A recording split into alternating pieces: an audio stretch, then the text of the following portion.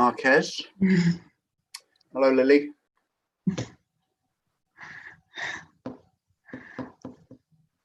Was it Andrew or Alan that I met before when you were doing a small pop-up of these photographs? Because in the bottom of Bootstrap.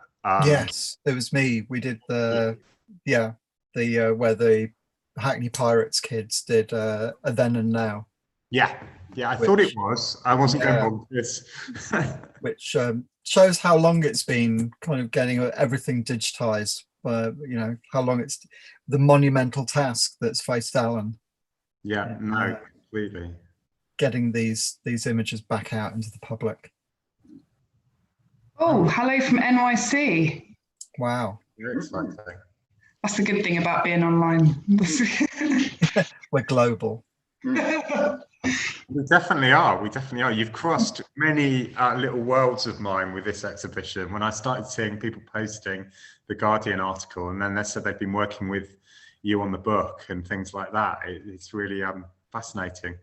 Yeah. Don't do things by halves. You definitely don't. Yeah. Have you seen the book? No, I haven't seen the book. I've been told it will be the book that everyone will get from me for Christmas is the right answer, I think. You shouldn't wait till Christmas. I've got to buy it from an independent bookshop, haven't I? Yes. Well, absolutely. You can get it from the website, from the publisher, Max, from his website, Isola Press. Yeah. If it does, I think if we're good, we might get started, and there might be a few of you logging in already. So, but good evening, everyone. I think just checking that all the other panelists can see and hear me. You won't be able to use your microphones or your cameras today, but like people have been using the chat box. So if you've got questions and things, just pop them in the chat box. So my name's Rowena, hello, and I'm the museum officer here at Hackney Museum. And currently leading on the museum's temporary exhibitions. And I've had the pleasure of working on this exhibition alongside Andrew from the Rio and Alan, who are here with us tonight. And I'd like to welcome you all to our very first launch of our new exhibition, Hackney in the 80s, and say a huge thank you for joining us this evening. Just a few technical things. So I said it's a webinar, so you'll be able to see and hear the panelists, but you won't be able to use your video or microphone. And the event's also being live streamed on YouTube. So you can also follow that link as well if you want to log in. There's going to be opportunities for questions at the end. And so my colleague Josie is going to be taking questions at the end and also sharing any useful links in the chat box throughout. And lastly, this is the first time we've done an exhibition launch this way, and it might be the first exhibition launch you've done as a virtual launch, so please bear with us if we have any technology glitches. We've got an absolutely fantastic lineup of speakers this evening, but before I hand over, I want to give a brief background to the museum and say a few thank yous. For those of you who are new to the museum, we are the museum for the London Borough of Hackney, and we hold over 8,000 objects and interviews relating to Hackney's history and people, many of which have been donated by the local community. We're a community museum, which means we work collaboratively with residents and organisations to tell the diverse and rich histories of people who've lived, worked and moved to Hackney, from the Anglo-Saxons to recent refugees. And for our new exhibition, Hackney in the 80s, we were fortunate enough to collaborate with the fantastic Rio Cinema and Andrew in Dalston, alongside local photographer Alan Denney. And the exhibition shares and celebrates photographs from the Rio Cinema's Tape Slide project, which is a groundbreaking community photography initiative that captured everyday life in 80s Hackney. Now the story starts from Andrew's extraordinary find of over 12,000 glass slides in the basement of the Rio, and eventually linked back to the Tape Slide project run in the basement in the 80s. And Andrew is going to be telling us more about this incredible discovery and the background to the project. Stoke Newington Bay photography, Alan Denney, who will be also talking in a moment, took on a huge task of cleaning and digitising the slides, making thousands available online via the Rio's really popular Instagram account. This incredible and unique collection of photographs form the backbone of the exhibition, which captures the highs and lows of everyday life in the borough in the 80s, alongside some of the key social and political events of the decade. The miners' strikes, Colin Roach family support campaign, and many more. And they also capture the resilience and solidarity of Hackney's communities in the face of a turbulent decade, from government cuts and unemployment to institutional racism and the arms race. Hackney's communities, in true Hackney style, responded with regular protesting and formation of community and creative organisations that call for change and offered support to some of the borough's most marginalised groups. The photographs also offer an incredible insight into working class life in the 80s in a way that is rarely captured. And we are really proud to have partnered on the Rio in this exhibition to showcase and celebrate the work of the group, which remains incredibly relevant to this day. After continuous delays due to COVID-19, we're absolutely delighted to be finally opening the exhibition and launching today. It is worth pointing out that we had planned to include oral histories in the exhibition with some of the people involved in the project and the campaigns taking place in the 80s, but we had restrictions relating to COVID. But luckily, these have been captured in a fantastic new book about the project, which Andrew will be talking about later, and we will be sharing some of the oral histories which accompany the photos online. And so thank yous. So firstly, I want to say a huge thank you to everyone who's donated their time, knowledge and voice to the exhibition, everyone who took part in our community sharing event. It was a privilege hearing all your memories. And there are far too many to name here, but to all of you listening tonight, we can't thank you enough for your support. Thank you to everyone who was part of the Tapeside Newsreel project, from Sandra and Felicity and the team at the Rio who ran it, and to the local residents that took part. No doubt some of you are watching tonight. And thank you to everyone here tonight, because without your support and attendance, we wouldn't be able to put on these exhibitions which tell these incredible stories. Finally, we are a community museum, and without the support and guidance of our community partners, we would not be launching this exhibition today. So Hackney in the 80s was curated with the guidance, support of Andrew and Alan, whose knowledge, ideas and expertise have shaped this exhibition. They've been an absolute joy to work with, and have shown endless generosity, humour, and just absolutely brilliant. So massive thank you to Andrew and Alan. So I want to get started on these speeches. It's now my pleasure to hand over to Mayor Philip Glanville, who is the elected mayor for the London Borough of Hackney. Thanks, Rowena, and just really pleased to be here. It's a really exciting exhibition, and I'd just like to thank everyone at the museum, especially Rebecca and Ian Holland, who runs the service. And I've got my cabinet colleague, Councillor Guy Nicholson, here as well. He's currently tagged with my name for those that can see his face, but I think we're going to try and fix that. I was asked if I was interested in coming this evening, and I leapt on it because I'd had a sneak preview of some of the photos from the exhibition in Dalston, probably more than a year ago, with Andrew. They were doing a piece of work with Hackney Pirates. I've just had it confirmed before the event started. So I knew this project was in the works. I'm an absolutely huge fan of what our archive and museum have done with the R.A. Gibson archive and the stories that it has unlocked about Hackney. So seeing this second opportunity really to capture a moment in time and do it in collaboration with an amazing institution such as the Rio. And I think the Rio is celebrating its 40th birthday. So like me, it is a child of the 80s in its current incarnation. And that was another reason why I was interested tonight. It's a bit of a blockbuster exhibition. I'm really proud that Hackney Museum, for all the reasons Rowena said, is a community museum. It lives and breathes serving the people of Hackney and our stories. But it also captures that national attention, and it's done it in spades through this exhibition. I think the Guardian piece is absolutely heartwarming, and I hope we'll continue to put the work that's gone into putting this exhibition on in extraordinary circumstances, but also the fact that we have this amazing asset here in the borough. And I've been tracking the sellout. This morning I tweeted we were sold out until the 10th of November. Just before coming on this evening, I've seen it's now the 17th of November. So if you are watching and you can come, do book your ticket now, because I think this will be a complete sellout show in the spirit of some of our national institutions but we're doing it here in Hackney. Thursday night's our exhibition launch night normally, and normally we gather on the map and on the Saxon boat in the museum itself, and we talk about what we're about to see, and we gather with all of the volunteers. And clearly we can't do that this evening, but I think it's got a bit of that spirit, I hope.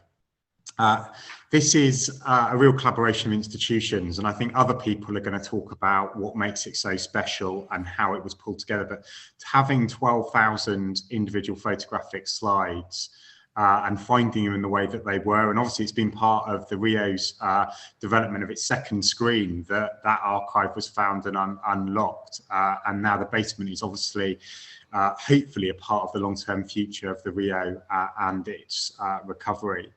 But what I think it shows is not just those moments of what it was like to be in Hackney during the 1980s, to grow up here, to live here, to have a rich life here, but I think, as has been said, we talk in Hackney Labour circles sometimes of going on tour, and Hackney residents were on tour around some of the great struggles of the 1980s, from the miners' strike to the anti-apartheid movement. And it's clear that Hackney has, as I always say when I'm in the museum, a really proud radical history. And we've got in this archive, adding to that kind of ability for Hackney to tell those stories and unlock them. And you see every aspect of our anti-racism history, our resilience, the spirit and solidarity that we had with movements and campaigns, not just from across Britain, but across the world. Wherever there was poverty or racism, Hackney was there, and I think that's what you really get out of this exhibition. And one day when the town hall reopens, we have a small history there in a museum of some of those campaigns as they came to the town hall square, which obviously the museum opens out onto.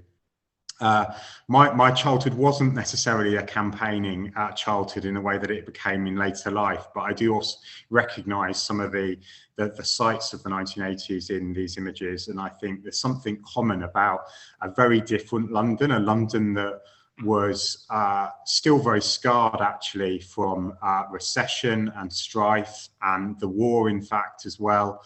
I remember bomb sites in my childhood coming up to London, and that sense, though, what you get from these images of a very different type of freedom, especially that young people had, to roam well beyond their environments. And I think there's something about that kind of childhood that is captured. As has been said, thank you to Andrew and Alan for their work on putting the exhibition together. And to just finish my remarks by saying, again, thank you to the museum for keeping the flame of culture and the museum alive during these dark months and coming up with a plan to reopen. So this isn't just a virtual exhibition, but as I said, the museum is open. It's also doing it in a very COVID secure way, but our libraries, our archive and our museum are really a jewel in the crown, and I'm really excited that they're coming kind of together under one part of the council, and we'll be able to make sure that we're really clear that whatever comes next, that the culture of this borough, its heritage and the institutions that the council runs will be there into the future, but it could not be done without the partnership of the community and institutions like the Rio, which we also stand by.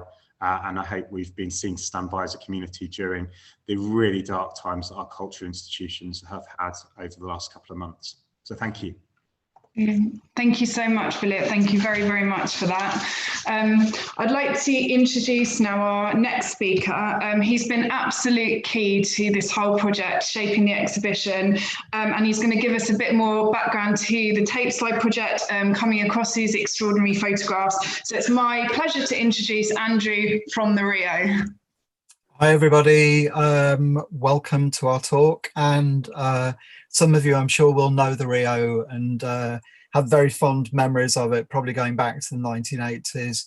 But for those of you that don't know it, the Rio is the UK's oldest community-run cinema, and it's been a cinema pretty much continuously since 1909, which makes it one of the UK's oldest cinemas as well.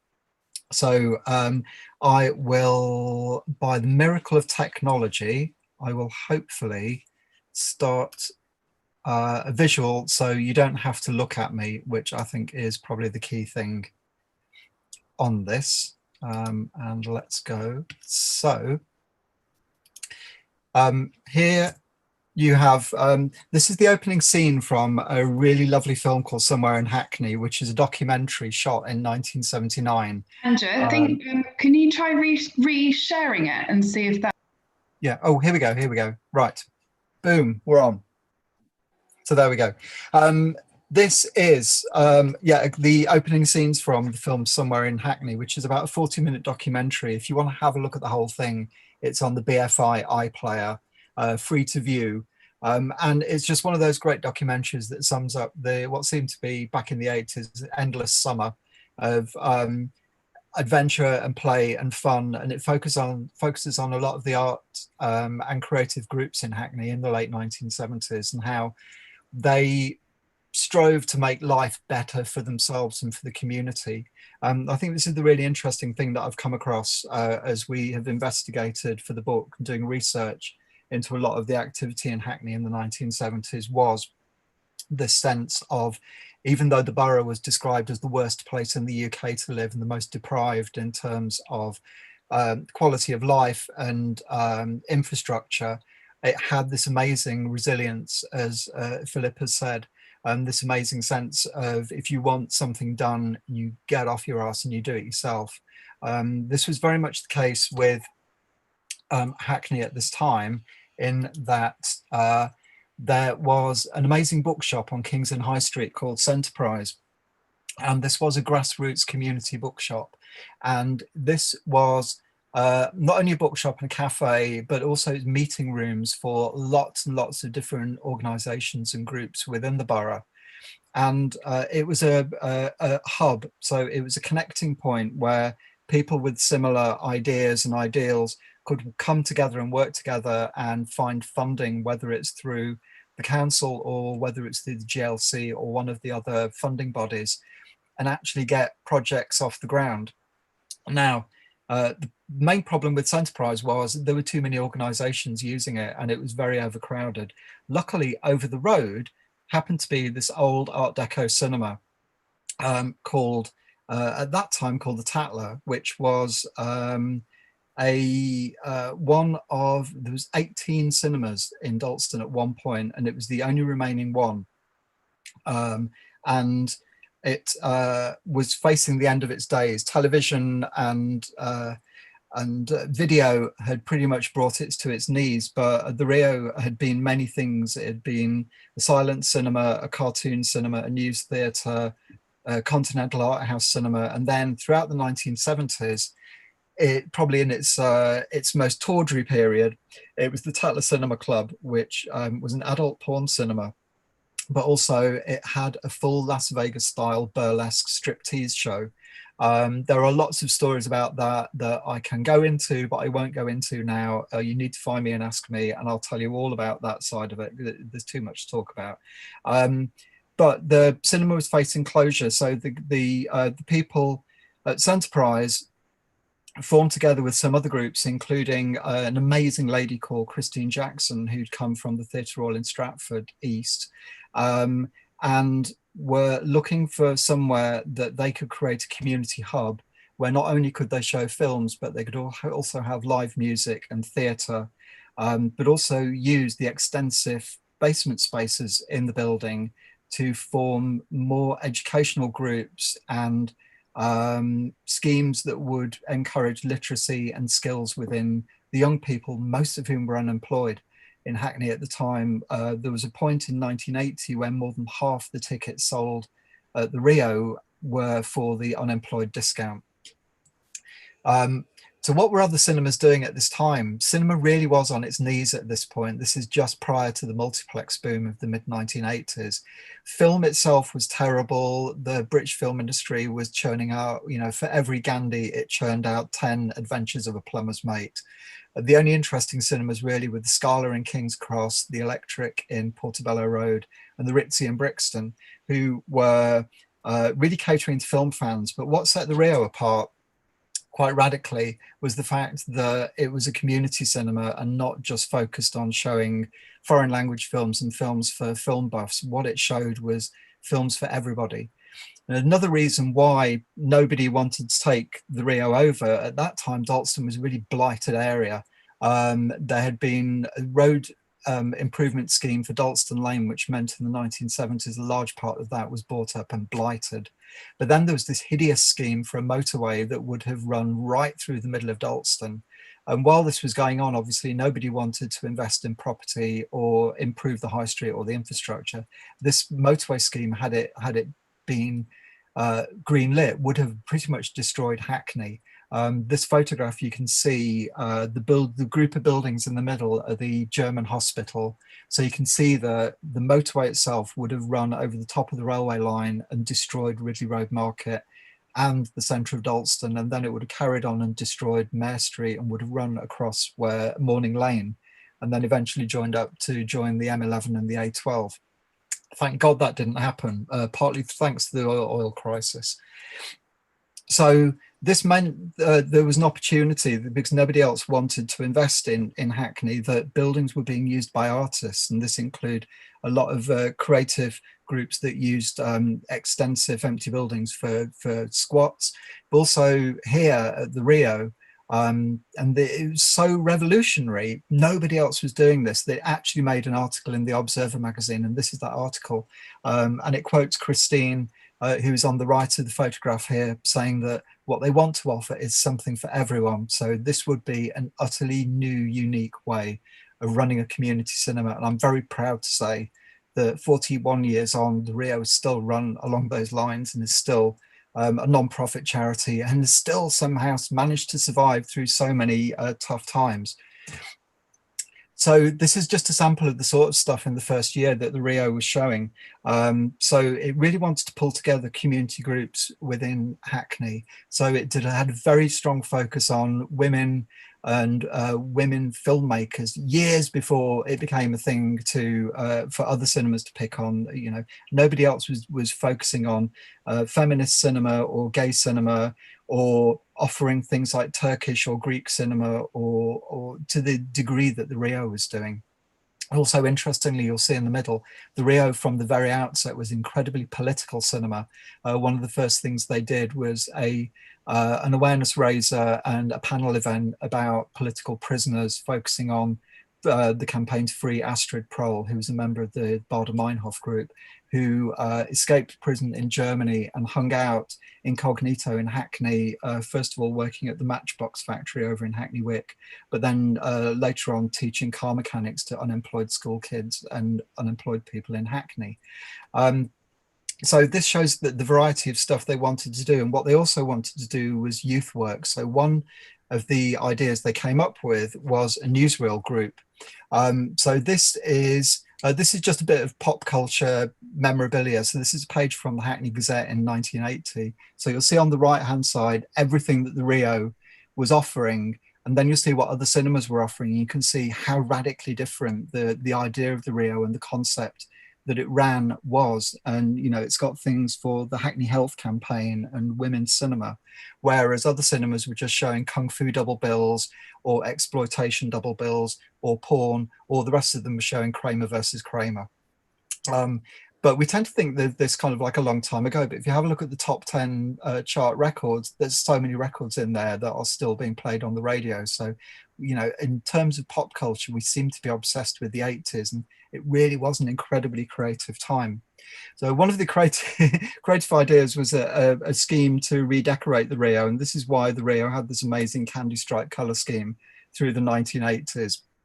But as you can see, the building itself was in a pretty poor state, so it needed an incredible amount of investment. But funding was available in pots, and one of those pots was applied for by the office manager at the time at the Rio, Felicity Harvest, and she got funding for a photography project. And she got in touch with Sandra Hooper, and between them, they created the Rio Newsreel slide group. So the theme of it was to take young unemployed people in Hackney and teach them photography and reportage skills. And it was funded by the Silver Jubilee Trust and also the Adult Education. And they had really, really noble aims. And I don't think any of them, when we talked to them, really knew quite where it was going, but it was very much, they wanted to create news for the Hackney community, created by the Hackney community itself, because this was just not being covered by the mainstream news or even the London news. So these are some of the things that over the course of the slide reel they covered. So where there was misinformation or a lack of information, for example, with the AIDS crisis in the early 80s, the Rio created a newsreel that was shown on screen, but also that was transferred onto a VHS tape that was available for rent or to buy by organisations, and it was used across the UK to actually put down hard facts, whereas the news media were merely peddling hysteria and all sorts of dreadful stories. This is a photograph of some of the newsreel group themselves. It was a constantly changing mix of different people. People came in and covered certain things like Stop the City or political protest or Greenham or the miners' strike. And there were people who were there all the way through, but there were lots of people who came and went within the group. This is why it's been almost impossible to actually pin down who actually took each individual photograph. So within the book, we've done a group thanks and mentioned every name we could possibly find for people who were involved in the group. This is down in the basement of the group, actually at work, developing the slides, putting the slideshows together, discussing how the newsreels should be presented. And they were shown on screen before the films at the Rio, accompanied by a cassette audio tape describing what was going on. And you can see an interview being done and also the slides being put together on here. The Rio basement isn't radically different today, but it is now the home of our second screen, but there are parts of it that are very reminiscent of this. It's much drier and it's not as damp and not as smelly as it must have been back in those days. So one of the things we did with the slides when we digitized them was created the Instagram account. And this is someone who's taken the Instagram account and helped us publicize it by describing exactly what the newsreel group did. So it's very much about giving young people access and creating opportunities, but also in covering the news. One of the really important things they covered was this one, which was police stop and search. And there was a period where police were allowed to use dogs. And this just got completely out of hand, and you know, things just escalated awfully when dogs were let loose, not only on the people the police were stopping, but also on any passers-by. And this is the top of Sandringham Road, and this was shot by Felicity from the office window of the Rio, of a police stop and search going horribly wrong, where people were injured and ended up in hospital, and lots of bypassers, members of the public were attacked by the police dogs. And this was actually used. It rushed and got on screen within 24 hours. They rushed over to Boots, got them developed and got them onto screen, and then publicized just how awful this was, because it was not being covered by the press. And this was actually used in Parliament by the MP at the time, Brian Sedgemore, to actually get this practice of dogs being used in police stop and search overturned and banned. So this shows the power of local people creating their own news, and again why the Rio and Dalston and Hackney community is so radically different from any other borough in London. Something else they did was support for the miners' strike. During the miners' strike, the unions ran out of money and the miners' families were literally starving. So the Hackney collected food, clothing, games, toys, books, and took them up to appointed mines that they'd kind of were kind of fostering and helping to support. And this is some of the thank yous from the miners themselves, and also from the various community groups. So it shows just how connected Hackney groups were and how everybody pulled together when it was literally your nose was against the grindstone.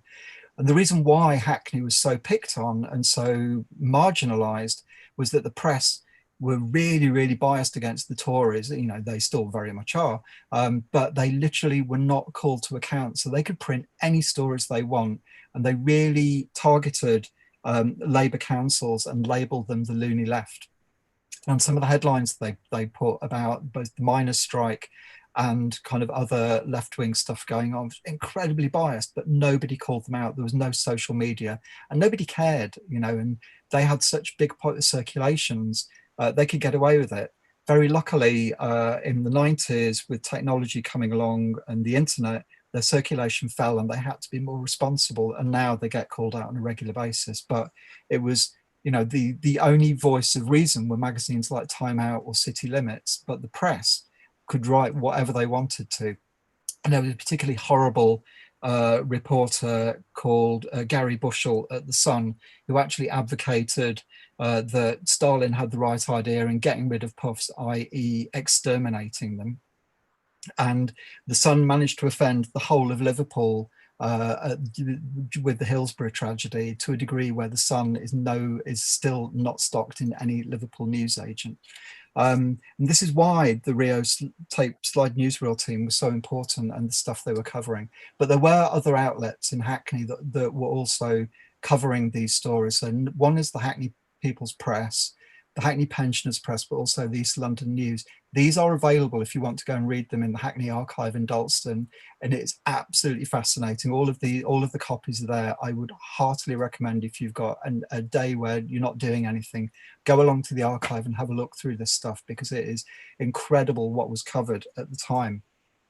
So these are some of the images that the team took, and this is towards the end of the 80s where rate capping came in. So in 1987, the Conservative government under Thatcher was re-elected for the third time by a landslide majority, and they pretty much therefore had a mandate to destroy the left in terms of the unions and left-wing councils and any left-wing organisations. And that meant things like the newsreel tape slide team, because they were funded by the GLC. So first of all, the Tories got rid of the GLC, and then they cut funding by rate capping, which meant that there was no funding for organisations or groups that had received it from left-wing councils. And so community resources and community groups were wiped out in the end of the 80s.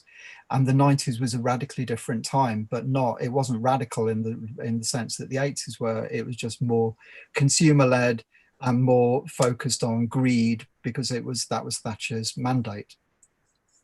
So it was pretty much the end for a lot of stuff in Hackney, a lot of protest. It all began to come to an end in the 1980s. And Hackney went over to being prey for developers. So this is one possibility that, thank God, again, this didn't happen. This is what Dalston Junction could have looked like. This was a plan to redevelop the whole of where the station is at the moment. Thank God that didn't happen, because the Rio would not have survived that.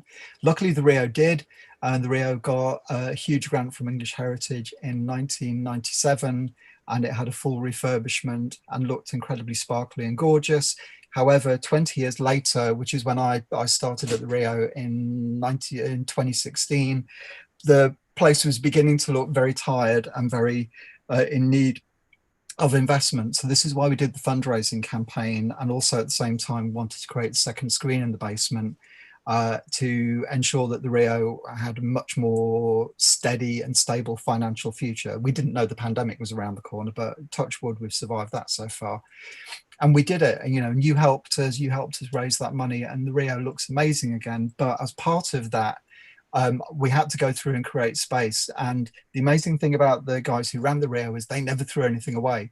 Thank God they didn't, because there were so many amazing storerooms to go through. So in amongst all of these storerooms, I came across this filing cabinet, and it was full of slides. And I've been finding glass slides and strips of photo negatives and wondering what they were. And they look interesting. So I ensured that they were all kept together in one place. And then we found the cabinet, which contained about 8,000 slides. And then there were boxes of carousels from there's literally still the carousel from what was shown in the cinema, but they'd sat in these boxes for nearly 30 years. And trust me, the smell of mold was amazing. So when we started going through the cabinet, and this is where I met Tamara, who wrote the book on Ridley Road Market, and she introduced me to Alan. And Alan came down and was kind of like, this is like gold dust. So we started going through and identifying what was going on. And as Alan went through the incredibly generous process of digitizing and restoring the images, we created an Instagram account. And this is where the community got really involved by, and initially it was like, oh, we've got 100 followers, then oh, we've got 200 followers. About an hour ago, we went through 14,000. So that is just, people love this account, and the people who follow it are the people who are in the photos and people who lived in the area at the time, as well as people who are new to the concept of Hackney in the 80s and just love the photos for themselves. But what that has allowed us to do is an incredible amount of detective work, finding out who they were, where they were. So I'm able to put an image going, I think this is in Clapton, can anyone correct me? And, you know, can we pin down a road? And we've been able to put in that kind of information to a lot of photographs within the archive. There's still a lot to go, so there's still a lot of reasons to keep looking at the archive. But you can just see how much people absolutely loved it. So we then, Alan and Tamara said we really should do a book. And I was kind of like, yeah, how are we going to do it? And that's when we met Max, the publisher. And what we said was, we do not want to be the people writing this story. The people to write the story and the history of this archive are the people who were there, the people who took the photographs, and the people who are in the photographs, and the people who are on those protests. So that's what we've done. That's been our lockdown project, and which has led then in parallel to the show at Hackney Museum. So we've been working with the team there, Rowena and Josie, and it's just been, it's kept me going during lockdown, which has been a tough period for everyone, but it's culminated in the book. So the book is now available and is selling like hotcakes, mostly thanks to that amazing Guardian article a couple of days ago. So I would say if you're looking for a Christmas gift, now is the time to grab this, because it's not only a great photography book in terms of the images, but also what we really tried to do is put everything into context as to what it meant, who was there, and what these images mean. And we, through that, hopefully, it's a much more powerful book than merely being a photography book, as you know, a lot of other archive books are. We're very lucky that the people are still around, and also that very generously they shared their stories, and it's all there in the book. So I will leave you there. Thank you so much, Andrew. That was such a fantastic overview. I'm now going to introduce you to our final speaker. He's a photographer who's lived in Hackney for 46 years and has dedicated hours of his life cleaning and restoring the slides. And like Andrew's been integral to the exhibition. So it's my pleasure to introduce Alan Denney. And I'm just going to share some of Alan's images. We can do that. So just to check everyone can... There are Andrews. There we go. I'll start with this one then, Alan. Okay. So thank you, Rowena, and hello, everybody. In 2008, early 2008, 18 rather, I started meeting Andrew down at the Rio, and we'd go upstairs up to the filing cabinet and pulled out great wads of these things. This is, as you can see, it's a sheet with one of the that the slides were stored in, and they had brief notes across the top. This was Pensioners' Health Day at the Britannia Leisure Centre, October '86, and this is a slide. It's a small rectangle of film with the image on it, and it's sandwiched between two very thin slices of glass. And you pop this in the projector and you project or throw the image up onto a screen.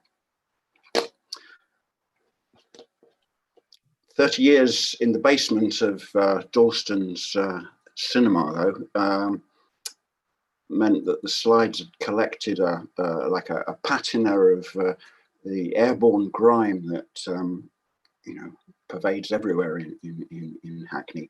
So they were pretty messy, and some of them, the ones that had been left loose, looked as if they'd been pulled out of a fatberg. They were covered with greasy finger marks. Some of them, the glass was broken. But anyway, I took them home, cleaned them up, put them through the film scanner, put them through Photoshop, where I adjusted the color, contrast, removed scratches, did a bit of sharpening, and then I'd send them to Andrew, and we'd try and work out what we were looking at. You know, who's that? Where's that? And then Andrew would put them on Instagram, and well, the rest is history. There's thousands of followers now. So if we can have the first picture, Roy. I'm not very IT competent, so I synchronize with Rowena to get the new pictures. So, as I said, there were, you know, 12,000 of these photos, and each one of them is packed with information about Hackney in the 1980s. And Hackney in the 1980s wasn't looking good. You know, to be honest, it was a dump. It was a real dump. There were every street in Hackney, in North Hackney, Central Hackney, had rows of empty houses that were just left empty and deteriorating. Some were saved by squatters, others just decayed, were set fire to. This is on it's on Cazenove Road, on the corner of Osbaldeston Road.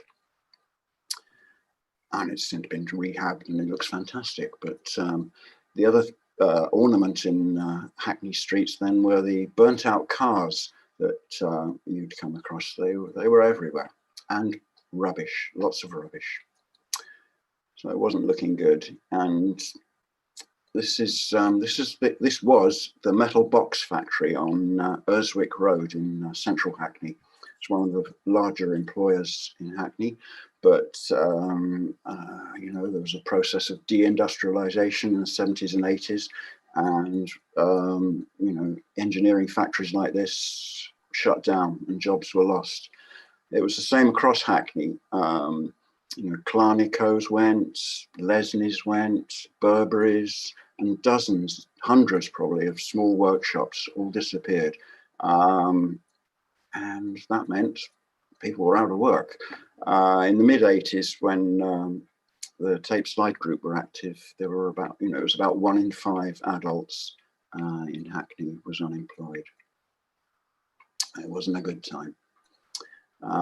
This was also the time when the Tory government started hollowing out the welfare state and undermining local democracy. This photograph was taken in May 1985. It was shortly after the miners had been defeated in their strike, and this was the rate capping crisis when the government was forcing Labour councils to reduce their spending, basically. A few councils held out. Hackney was one of the last to hold the line, but in the end, they gave in and the cuts started happening.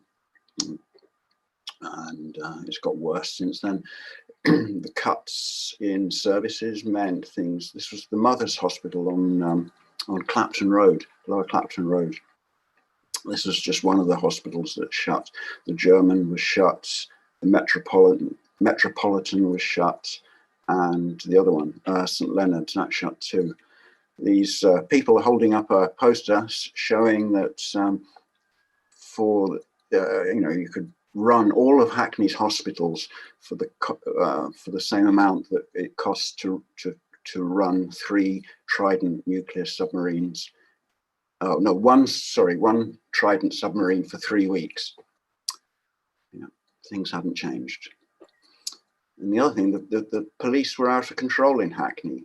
You know, they were violent, racists. It was common knowledge that they controlled the drug trade in Hackney. And this is James Roach, Mr. Roach. He's standing outside the police station on Stoke Newton High Street 2 years after his son was found shot dead in the foyer to the police station. He was still asking for an inquiry, trying to find out why his son had died, how it had happened. He was treated appallingly. He was arrested. He was arrested at a demonstration. But, you know, things weren't all grim. Hackney people got on with their lives, and the tape slide group recorded moments of celebration. This is on Hackney Downs. It's one of the Hackney shows. They also recorded Funk the Wedding, which was held on the day that Charles and Diana got married. It was a Rock Against Racism event. There were regular events in Clissold Park, sponsored by the council, fun days for kids, all things that have disappeared, I'm afraid. I love this photo. This guy with the big ears and the stick, he's really giving it some, isn't he? So that's the photos of Hackney that I wanted to show. I just wanted to say something about, you know, the photography, really. You know, the people that set up and ran the tape slide group, they were people from the '68 generation. They were radicals and dreamers who believed that photography could change the world. and they used photography, their photographic skills, to make left-wing agitprop newsreels about local and national issues, which Andrew's talked about. These people also believed that, you know, photography could empower individuals and communities to get their voices heard. You know, we heard from Andrew how, you know, working people, communities like Hackney were just ignored. They didn't have anything to say, and they were absent from the discussion, really. But, you know, the tape slide group set out to challenge all these popular stereotypes of Hackney, you know, full of dull scroungers, violent criminals, drug addicts, and far too many foreigners. In the 80s, it was almost impossible to find positive representations of working people.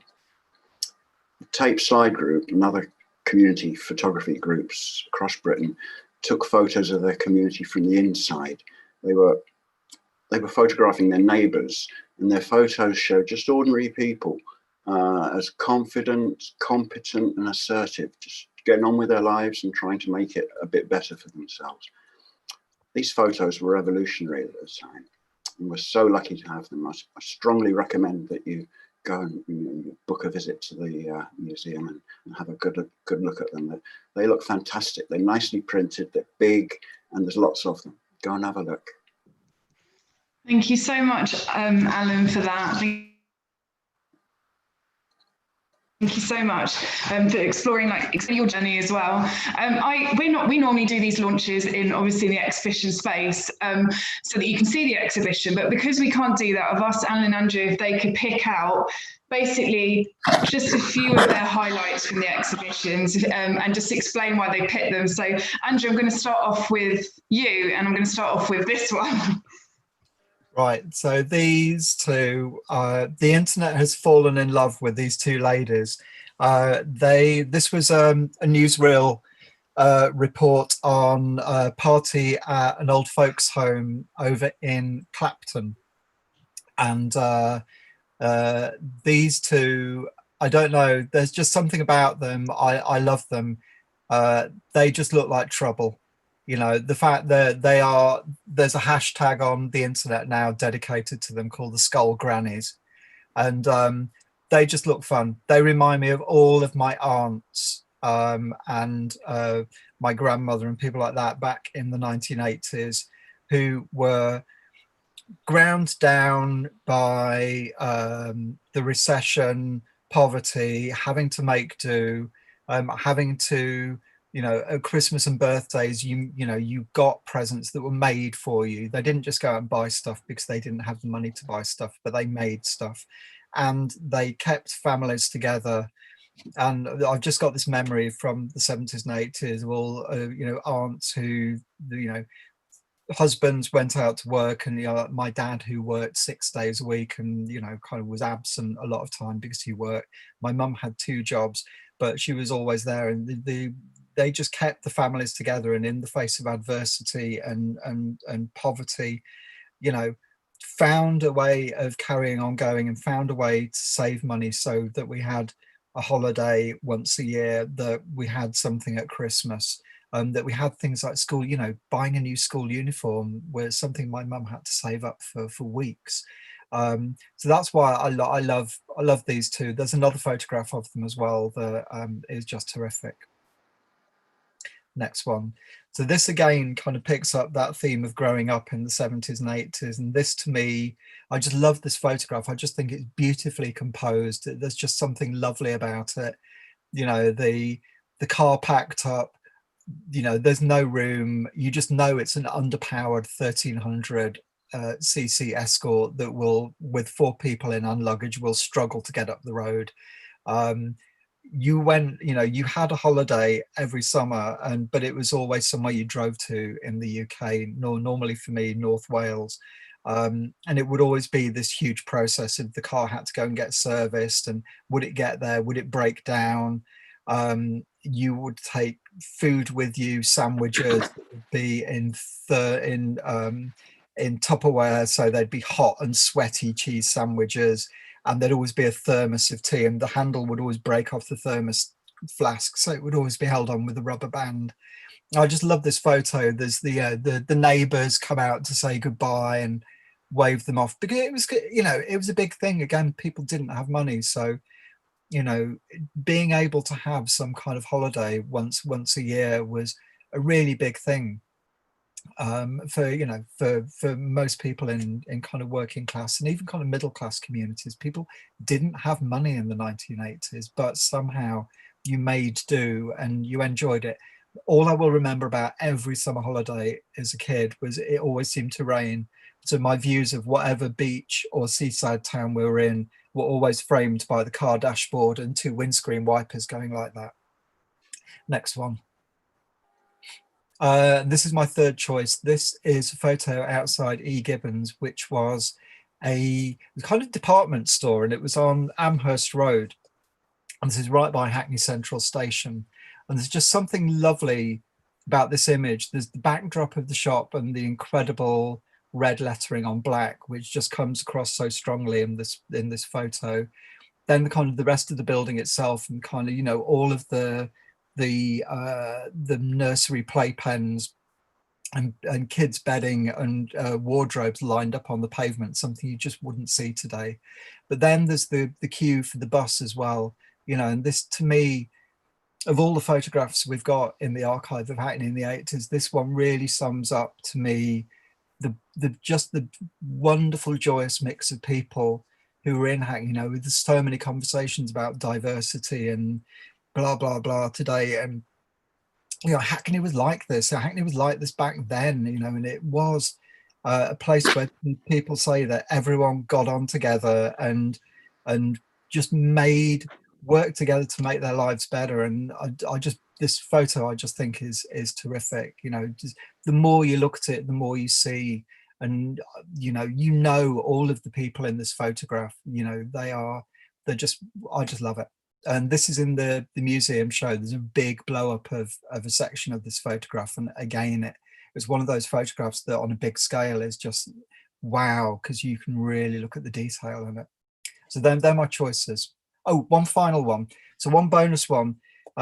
When we were putting the museum show together, some things had to go, and, you know, we had to condense 12,000 images down to probably about 50 or 60 within the show.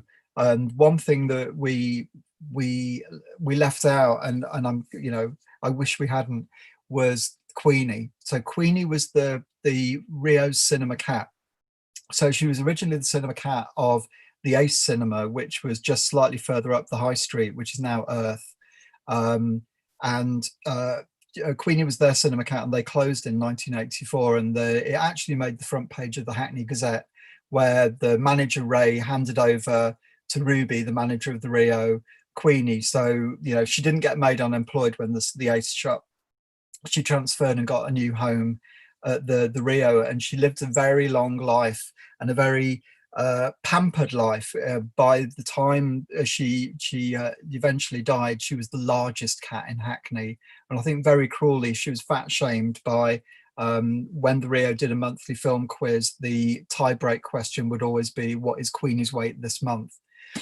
Which I think is a bit mean. But whenever you talk to people who are long-term kind of Rio regulars, they always say, we totally remember Queenie, and she always prowled around the auditorium in the dark, and she always seemed to pick a really tense moment in a film to take a flying leap and jump into someone's lap. So you would regularly hear screams of people that Queenie chose to come and sit on during the film.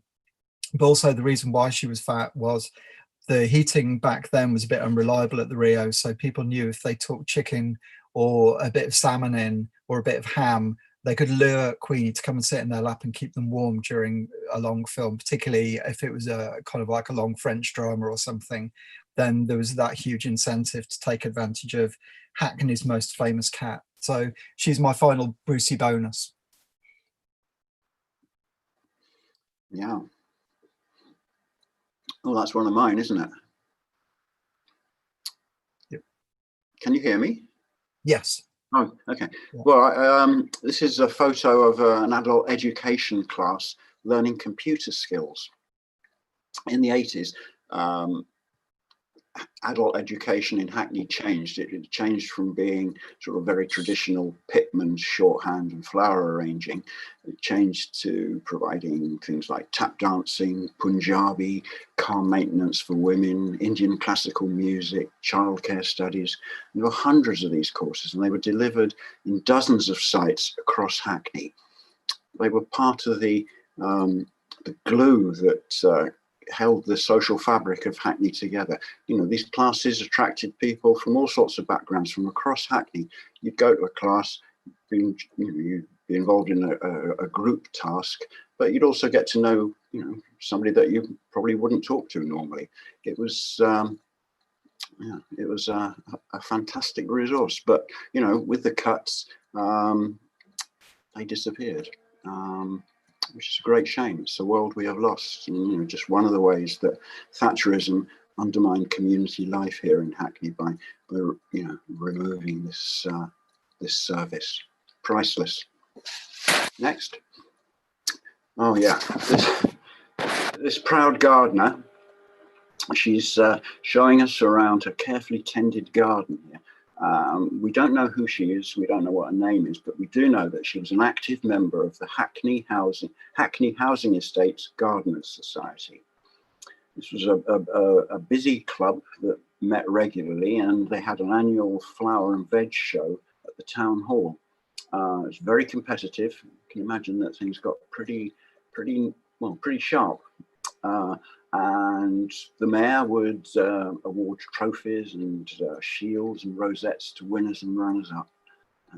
Again, it's another part of the world that we've lost. Great photo, though. And my last, this one, I love this photo. It's, you know, there's traces of medieval London in this photo.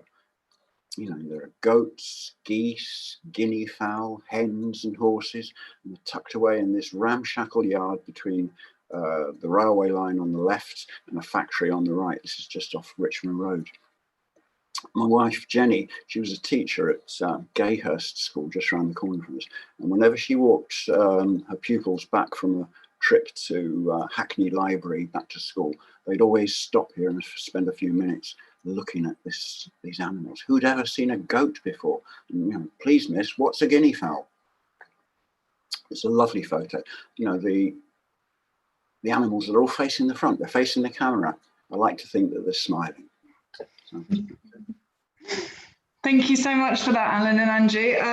That's brilliant. I think we might, I'm just going to stop sharing. We might have a bit of time for some questions now, which might take us a little bit over if people don't mind, but I know there might be a few questions. I just want to say thank you again to all our speakers today, Mayor Glanville, Alan and Andrew, thank you so much, and to JC, who's been looking at the chat box and has helped us with technology. Thank you again to Andrew and Alan for being like fantastic partners, like unbelievable, really, really brilliant partners in what's been quite a challenging, very challenging time to curate an exhibition. And just go and see the exhibition and buy the book and just support these just fantastic local places and community spaces like the Rio. We've also I want to mention we've got a learning resource out as well, which is for teachers and communities. And also, hopefully, all the photographs are going to be going to Hackney Archives, which will be an incredible local resource. And I know that Andrew and Alan have been doing loads of work in getting background information and connecting people to the photographs. So again, contact the Rio and Andrew and Alan about that if you've got any more information about them. And please, thank you so much again for joining us. Thank you so much for joining us for our first online launch. It's been brilliant. I'm sorry we can't see you all, but it's been fantastic to have you supporting us. So thank you very much. I'm going to hand over to JC very quickly for some questions, if we've got some time for maybe a couple of questions.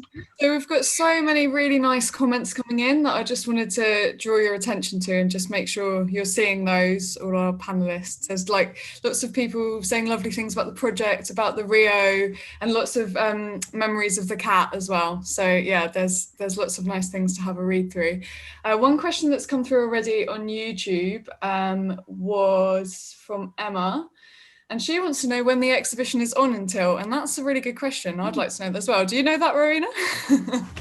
That's a good question. I think at the moment it's open until we have a close date, basically. So I think it's going to be open for some time because obviously, given the situation, we're still thinking about our next exhibition. So it's going to be open for a good amount of time. So yeah, I can't give an end date, but in some ways that's good because you will have lots of time to go see it. We can kind of give a minimum, can't we? Because it's not going to close before January. No. So it's up at least until the end of the year, and yeah, quite possibly it's going to be longer than that.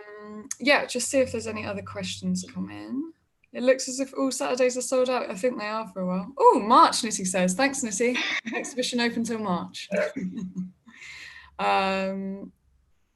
I can't see any questions, you know. Oh, someone wanted to just check where they could get the book from, which I think you did answer, Andrew, but maybe just let everybody know. Yes, the book is rolling out as we speak, so everywhere we can get it into stock, it instantly sells out. So, but don't worry, because there's lots of copies. Most independent bookshops in Hackney and Shoreditch should have copies from the middle to the end of next week. If your local bookshop doesn't have a copy, and go and ask them and show them the Instagram account and say, you better get some of these in quickly. It's available online through both the Rio online store, but also through Isola Press, which is the publisher, and they're a local Dalston based publisher. So everyone who's been involved in the book is a local Hackneyite. And it's been a lovely team. I should also mention Mafamwi, who is the designer who put the book together and did a sterling job. And she was born and grew up in Stoke Newington. So it really has been a very local effort. And that I think that kind of love shows through. Amazing. We've got a question just come in from Lily, who says, Ace Talk, and quick question. Love to know a little about Alan and Andrew's thoughts on typography, lettering, signs in and around Hackney. I don't know what your thoughts are, but yeah, I'd love to know them. So many treasures are around, but no, there were many more back in the day. And to Andrew, what's your favourite Rio signage? Ooh. Alan, do you want to kick off? No, I mean, signage is something that just passes me by, I'm afraid. You know, they're just letters, so I read them. Okay, I'll pick it. I love fonts. I love typography. So that's hopefully if you have a look at the Rio design work, we play around a lot with old Rio logos and old film fonts. And we've just relaunched our listings, and we're doing that in the style of the 1970s at the moment. I think there's some amazing signage in and around Hackney. Very sadly, a lot of it has gone, and you know, it's something that isn't listed. There's a lot of lovely ghost signs as well. Ghost signs are up high on buildings, and they were kind of probably going back to the turn of the century, 1900, where shops would advertise by painting signs on the side of the buildings. And there's a lot of those still around, particularly in Stoke Newington. But yeah, favorite sign, that one at the Gibbons sign is just lovely. I think it's the fact it was red letters on black glass. There was directly opposite of Rio, there's a shop being refurbished at the moment, and they uncovered the 1930s shop sign from that. And luckily the developers have covered it up. They didn't remove it or break it. And on close inspection, that was painted on glass, and that was for a sportswear firm. So I think there's a lot of signage that's actually hidden behind current shop signage. So again, that's kind of like, you know, architectural and cultural history, and kind of doing detective work is you can still uncover all these really great things. But yeah, I'm not a huge fan of current typography, I have to say. Shop signs. Amazing, thank you. I can't see any more questions. Sorry if I've missed any. That's But fine. I've got a lovely comment that I thought we could end on. So it's from Rowena, sorry if I'm saying it wrong. Thank you so much, Andrew and Alan, for the fantastic presentation, and Rowena for chairing the webinar. Both the photos, Hackney's history, lost it, and the people living here, it's because people keep commenting, I'm losing it, of so many backgrounds and cultures make me again so happy living in this great borough. So I thought that's a nice, positive comment to end on. Thank you so much, everyone. Thank you. I feel like a bit of a round. I know we can't hear you. We normally have rounds of applause at launches. Yeah, love Hackney. Yeah. Okay, we'll say good night to everyone. Goodbye, and thank you again for joining us.